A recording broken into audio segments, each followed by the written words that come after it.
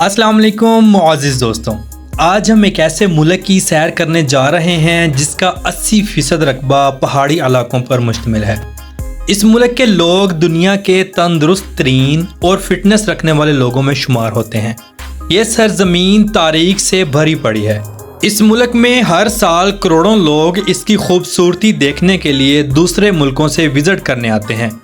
इस मुल्क में हर साल हज़ारों लोग गैर कानूनी तौर पर डंकी लगाकर यूरोप के दूसरे मुल्कों में दाखिल होने की कोशिश करते हैं। तो मुअज़्ज़िज़ दोस्तों, आज हम सैर करेंगे यूनान की। आपको इस मुल्क की तारीख़ और दिलचस्प हक़ाइक़ से आगाह करेंगे। वीडियो को एंड तक ज़रूर देखें और नए आने वाले दोस्तों से गुजारिश है कि हमारे चैनल को सब्सक्राइब करें, ज़्यादा से ज़्यादा लाइक करें और शेयर करें। ये आपकी मुहब्बत होती है जिसके हम मुंतज़िर होते हैं।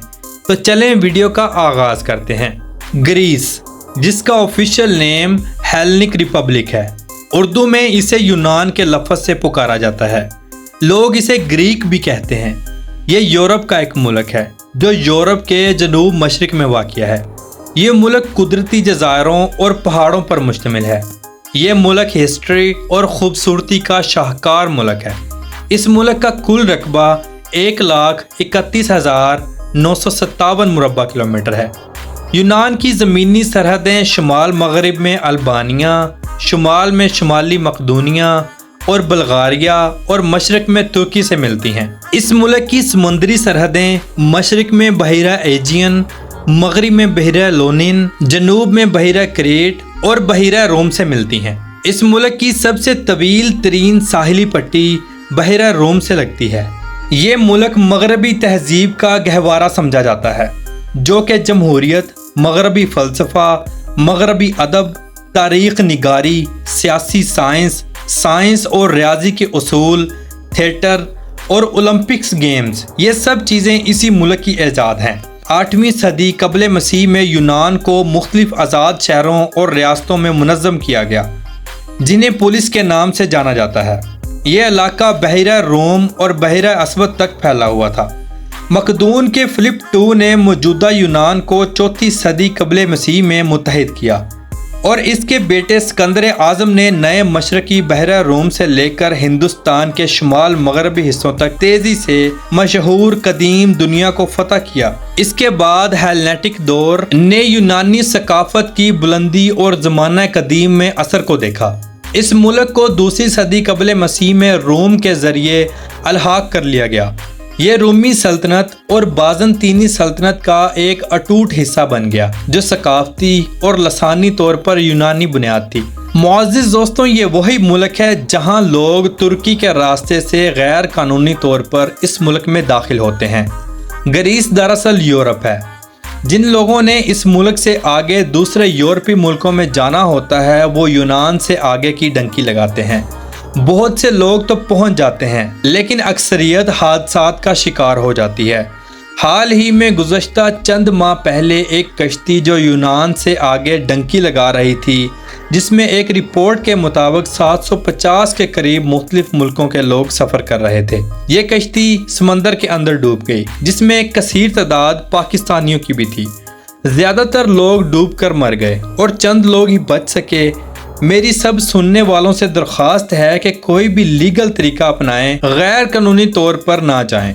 गैर कानूनी तरीके से 95% जान को खतरा होता है, इसलिए खुद को भी महफूज रखें और अपनी फैमिलीज को भी इन चीज़ों से दूर रखें। यूनान की सरजमीन इंतहाई पुरानी है। आपको बताता चलूँ कि यूनान की सरजमीन से 2,50,000 साल से भी पहले के ज़िंदगी के आसार दरियाफ्त हुए। ये मुल्क ज़माना कदीम और ज़माना हाल की एक खूबसूरत तस्वीर है। हज़ारों सालों पुराने आसार कदीमा से लेकर जदीद दौर की तर्ज तमीर आपको सब मिलेंगी।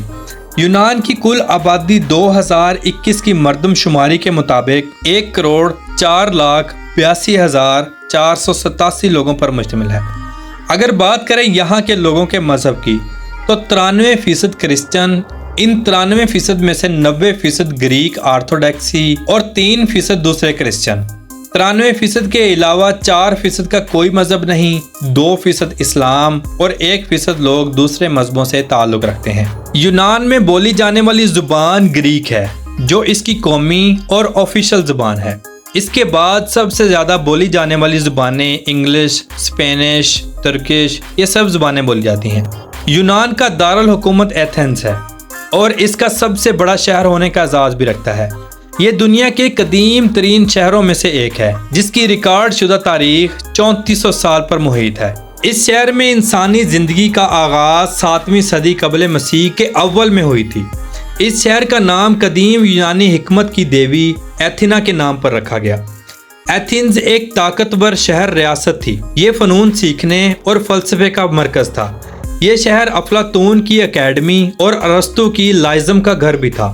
اسے مغربی تہذیب کا گہوارہ بھی مانا جاتا ہے۔ یہ شہر یونان کا اقتصادی، مالی، صنعتی، سمندری اور ثقافتی زندگی کا مرکز بھی ہے۔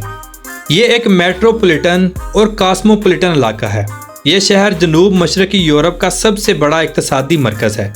اس شہر کی بندرگاہ پورے یورپ کی تیسری مصروف ترین بندرگاہ ہے اور دنیا کی 26ویں سب سے بڑی کنٹینر بندرگاہ ہے۔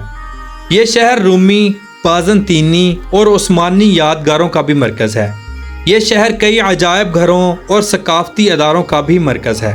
اس شہر میں موجود عجائب گھر دنیا کا سب سے بڑا قدیم یونانی نوادرات کا مجموعہ ہے۔ اس شہر نے 1896 میں جدید دور کی پہلی اولمپک گیمز کی میزبانی بھی کی، یعنی اولمپک گیمز کی ایجاد یونان ہے، اور 108 سال کے بعد 2004 میں سمر اولمپک گیمز کی میزبانی کی۔ اس شہر کا کل رقبہ 38.964 مربع کلومیٹر ہے اور اس شہر کی کل آبادی 2021 کی مردم شماری کے مطابق 6,43,452 لوگوں پر مشتمل ہے۔ اس شہر کے مشہور مقامات میں Acropolis of Athens, Zappeion Monastiraki, Metropolitan Cathedral, Old Royal Palace اور اکیڈمی آف ایتھنز سر فہرست ہیں۔ سکندر اعظم نے جب یونان کو فتح کیا تو تقریباً 7 سال حیات رہا اور پھر اس دنیا جہاں کو چھوڑ کر ابدی زندگی سو گیا۔ اس کی وفات کے بعد سکندر اعظم کی سلطنت ٹوٹ پھوٹ کا شکار ہو گئی اور چند عرصے میں یہ مختلف حصوں میں تبدیل ہو گئی۔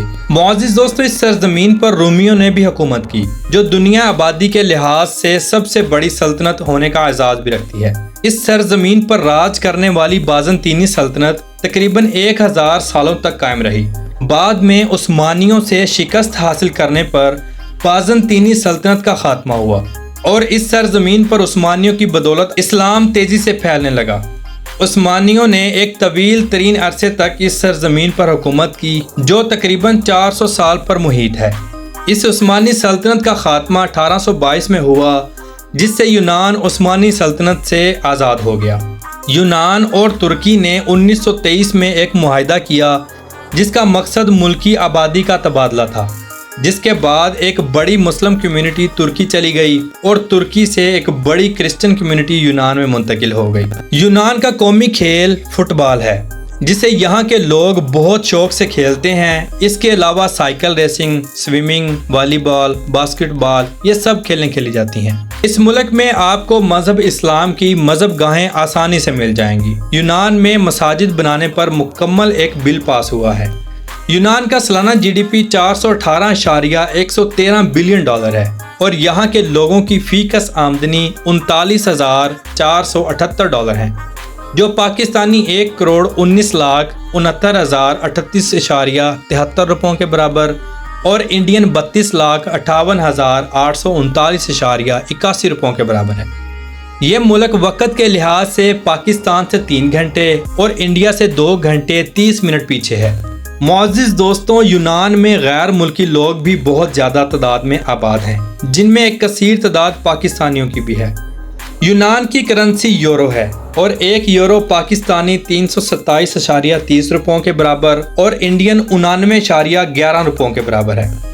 یونان کا کالنگ کوڈ +30 ہے اور انٹرنیٹ ڈومین نیم .gr ہے۔ یونان کی معیشت کو ریڑھ کی ہڈی کا سہارا دینے والی انڈسٹری ٹورسٹ انڈسٹری ہے۔ ہر سال کروڑوں لوگ یونان کی خوبصورتی اور نیچرل بیوٹی دیکھنے کے لیے وزٹ کرتے ہیں۔ یونان یورپ کا ایک ایسا ملک ہے جہاں کرپشن بہت زیادہ ہے۔ کرپشن کو روکنے کے لیے بہت سے اقدامات کیے گئے مگر آج تک اس کا مکمل خاتمہ نہ ہو سکا۔ یونان کے لوگ بہت خوبصورت ہوتے ہیں، لڑکے ہوں چاہے لڑکیاں، سلم، سمارٹ اور لمبی ہائٹ۔ یہاں کے لوگ فٹنس کو بہت اہمیت دیتے ہیں۔ لڑکیاں اور لڑکے جم کا استعمال بہت زیادہ کرتے ہیں۔ یہاں کے لوگوں کی اوسطاً عمر 82 سال ریکارڈ کی گئی۔ یونان میں زیتون کی پیداوار بہت زیادہ ہے۔ پوری دنیا میں یونان زیتون آئل پروڈکشن کے حوالے سے تیسرے نمبر پر آتا ہے۔ یونان میں اگر کسی آدمی کی عمر 18 سال ہو گئی ہے تو اسے ملٹری جوائن کرنا پڑتی ہے۔ یہ ٹریننگ 6 سے 9 ماہ تک لگاتار کرنا پڑتی ہے۔ اس قانون پر بہت سختی سے عمل کیا جاتا ہے۔ ایسا نہ کرنے پر گورنمنٹ کی طرف سے سخت سزا اور ٹریننگ دونوں ملتی ہیں۔ یونان میں تعلیم کی بات کی جائے تو یہاں کی 95% آبادی تعلیم یافتہ ہے۔ یونان میں تعلیمی نظام کو اور بھی بہتر سے بہتر بنایا جا رہا ہے۔ یونان میں ہیلتھ کا شعبہ بھی بہت زبردست ہے۔ یہاں ڈاکٹرز اور یونانی طب دونوں کا معیار بہت اعلیٰ ہے۔ گورنمنٹ کی طرف سے یونانی شہریوں کے لیے بہت سی سہولیات میسر ہیں۔ یونان میں ٹوٹل 46 ایئرپورٹس موجود ہیں، جن میں 14 انٹرنیشنل اور باقی نیشنل فلائٹس کے لیے استعمال کیے جاتے ہیں۔ یونان کی قومی ایئر لائن ایجین ایئر لائن ہے۔ ہر سال کروڑوں لوگ یونان کا سفر کرتے ہیں۔ یونان کے لوگوں کی ایک دلچسپ بات یہ بھی ہے کہ اگر کسی لڑکی کو لڑکے سے پیار ہو جائے تو ایک دوسرے کو آئی لو یو کہنے کے بجائے سیب دیا جاتا ہے، جس سے پیار کا اظہار ہو جاتا ہے۔ اگر آپ میں سے کسی انسان کو پیار ہو جائے تو سیب کا تحفہ دیں، لڑکی خود بخود سمجھ جائے گی۔ یونان کے لوگوں میں سب سے زیادہ کھائی جانے والی ڈش موساکا ہے، جسے بینگن، میٹ، ٹماٹر اور جبنا سے تیار کیا جاتا ہے۔ لوگ اسے بہت شوق سے کھاتے ہیں۔ یونان کا قومی درخت زیتون کا درخت ہے اور یہاں کا قومی پھول بیئرز بریچ ہے۔ یونان کا ایک خوبصورت شہر سینٹورینی ٹورسٹ سمیت دنیا کے ہر دل عزیز اور خوبصورت ترین شہروں میں شمار ہوتا ہے۔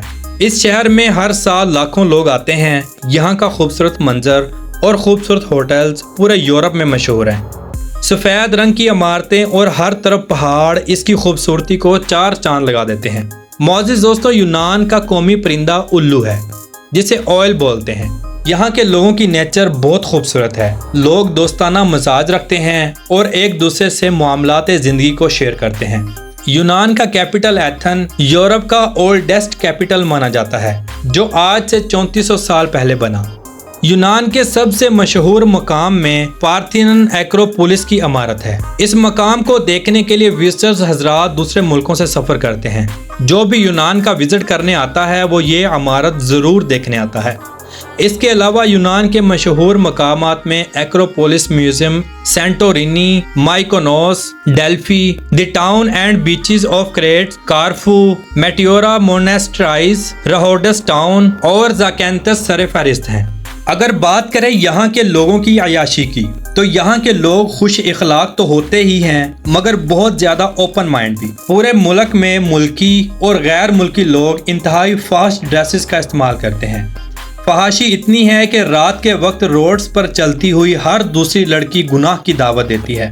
ساری رات بارز فل گرم ہوتے ہیں۔ پورے ملک میں شراب کھلے عام چلتی ہے۔ یونان دراصل ایک یورپی ملک ہے، اس لیے یہ سب کچھ ان کی عام زندگی سے منسلک ہے۔ یونان میں پول پارٹیز بھی وسیع پیمانے پر کی جاتی ہیں، اور اگر یہاں کی بیچز دیکھی جائیں تو انتہائی فحش ہیں۔ سب کچھ شرع عام ہوتا ہے۔ بعض بیچز پر تو کھلے عام رومانس چلتا ہے۔ یونان کی بیچز دنیا کی خوبصورت ترین بیچز میں شمار ہوتی ہیں۔ پورے یونان میں سڑکوں کا وسیع جال موجود ہے جو دوسرے ہمسائے ملکوں میں بھی جاتا ہے۔ پورے ملک میں ٹرین کا سسٹم بھی موجود ہے۔ شہروں میں ٹرام سسٹم اور میٹرو کا وسیع انتظام موجود ہے۔ معزز دوستوں، یونان مکمل طور پر ٹورسٹ پلیس ہے۔ اس کی خوبصورت وادیاں، خوبصورت پہاڑ، خوبصورت شہر اور بیچز سب کچھ دیکھنے کے قابل ہے۔ یونان میں ہر موسم آتا ہے، گرمی، سردی، خزاں، بہار، یہ سب کچھ، لیکن زیادہ تر ٹھنڈی ہوائیں اور صاف موسم رہتا ہے۔ یونان کی پریزیڈنٹ کیٹرینا ہے، جو 13 مارچ 2020 کو ملک کی صدر منتخب ہوئی۔ تو معزز دوستوں، یہ تھی آج کی ہماری دلچسپ اور انٹرسٹنگ ویڈیو۔ آپ کو کیسی لگی؟ کمنٹ باکس میں اپنی رائے کا اظہار ضرور کیجیے گا، اور نئے آنے والے دوستوں سے گزارش ہے کہ ہمارے چینل کو سبسکرائب کریں اور زیادہ سے زیادہ اپنے دوستوں تک شیئر کریں۔ یہ آپ کی محبت اور خلوص ہوتا ہے جس کے ہم منتظر ہوتے ہیں۔ تو چلیں ملتے ہیں انشاءاللہ اگلی ویڈیو میں۔ اللہ حافظ و ناصر، خدا حافظ۔